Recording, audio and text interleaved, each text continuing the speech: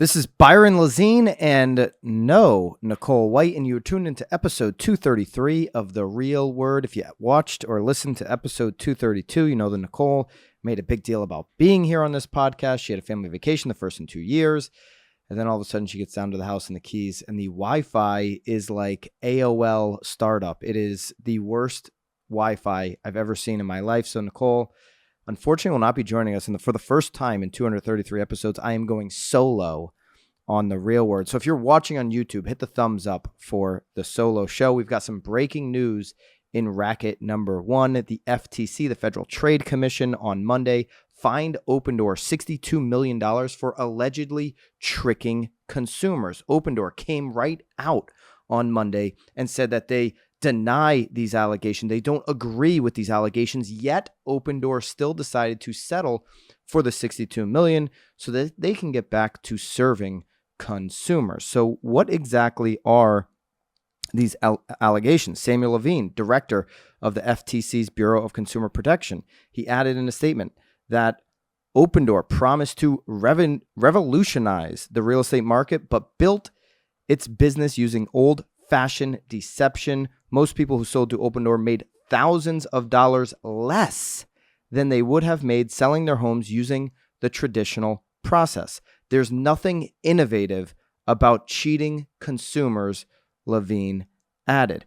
Absolutely agree. And if you go back, we can go back to 2019. We can pull up an Inman article in 2019 where Eric Wu, the CEO of Opendoor, talked about these lowball offer allegations. He said, that's just not true. Not only did Opendoor year after year deny these allegations that people in these local markets where Opendoor was operating knew to be true, but Opendoor over the years has been so pompous, so arrogant about the real estate agent community.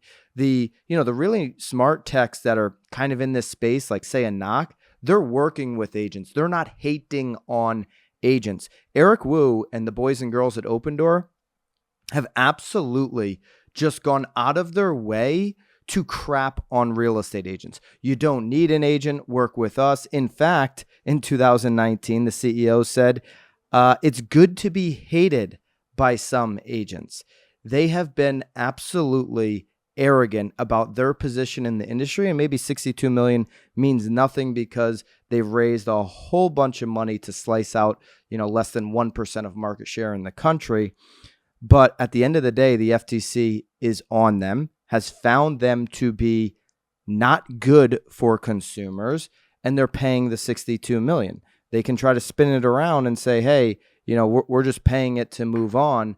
But the facts are the facts that they have been deceiving consumers, and they've also lied about the benefits of their services, right? They've said it's all about convenience. It's not, especially in the last 2 years, it hasn't been any less or more convenient in some situations than working with an agent. And certainly they haven't been able to maximize any type of profits for these agents. I actually have a DM from, this is how crazy and inconsistent Opendoor offers are. In Arizona, obviously a big market. I have a DM here from a friend of the show. Shout out to JD. Had a seller buyer client go on quite the journey with Opendoor since January. We first listed at $400,000, but off market. Every time I got her close on a house to buy, we'd have to update an offer with Opendoor. Their latest offer, so January $417,000, February $433,000, March $444,000, April $452,000. April again, $470,000, and then July, $361,000.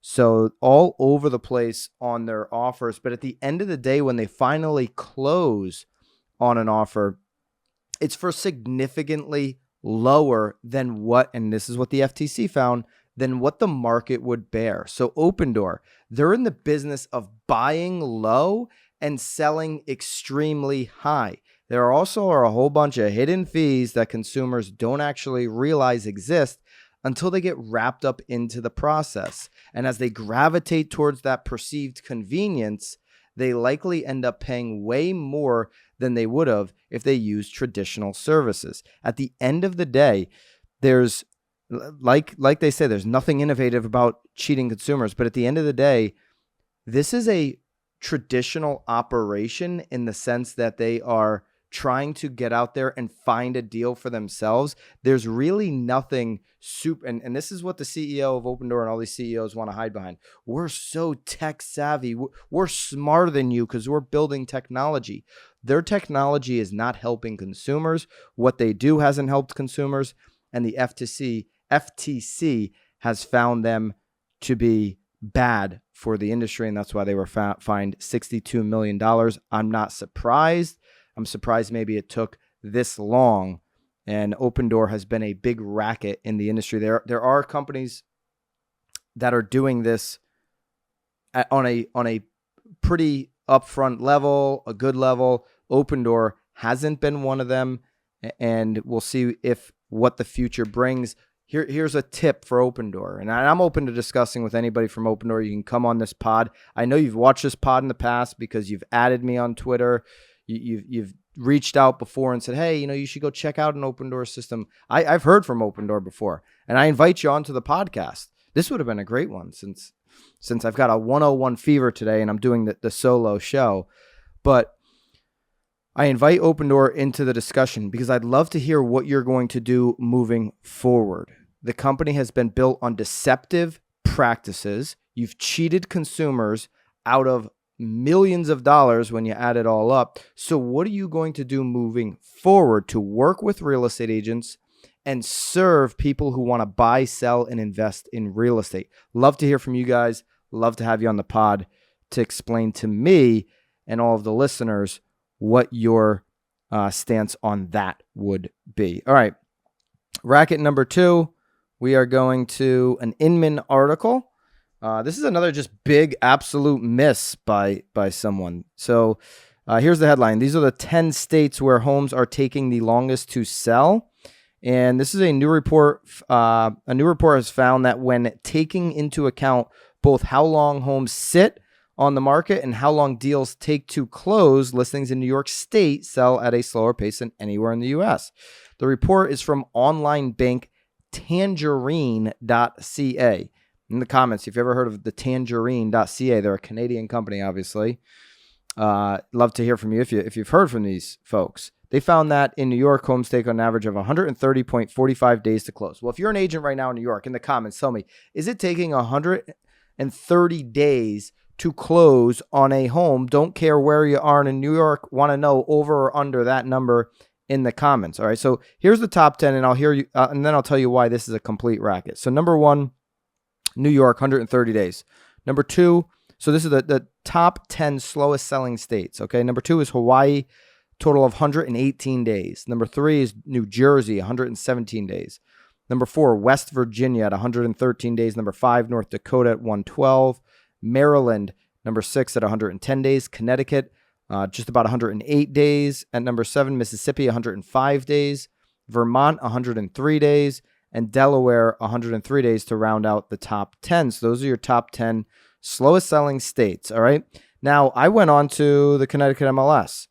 And in July, it took 37 days on average for a house to get under contract. You got about 45 days after that. So their number is way off. And what's happening right now in the market? If I go to just the median days on market, it's even lower. And I have access to MLS in Connecticut, so that's why I'm pulling that. But love to hear if you're in any of the other top 10 states, what the average or the median is for you. The median days on market in Connecticut, this is the entire MLS, all property types added together. 19 days, okay? So then I go back to this Tangerine.ca study, and they pulled their data from Zillow, and they pulled it for the last 4 years.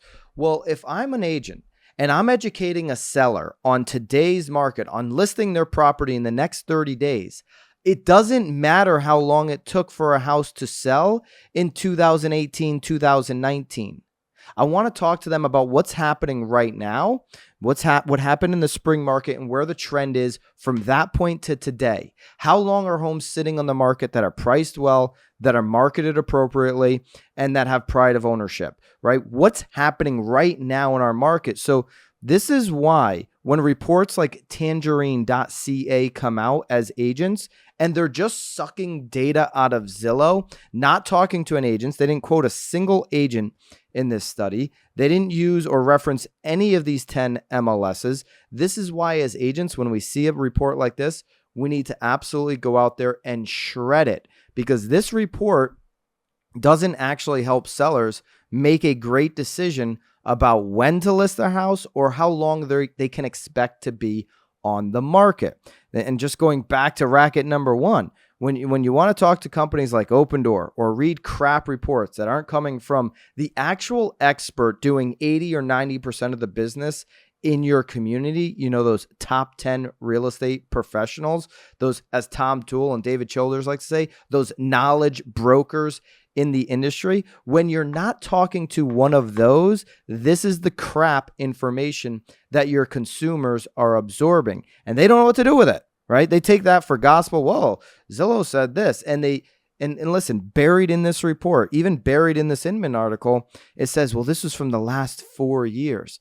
This is a crap study. It means absolutely nothing. I want to look at what's happening over the last couple of months. If I'm listing my home right now, I don't care about 2018 for days on market. It has no bearing on what my next 60 or 90 days as a seller might look like. And the good agents are going to be having that conversation, are going to be shredding this report, and are going to be sharing that data with their database and everybody else. All right, so quick little pod today, solo style.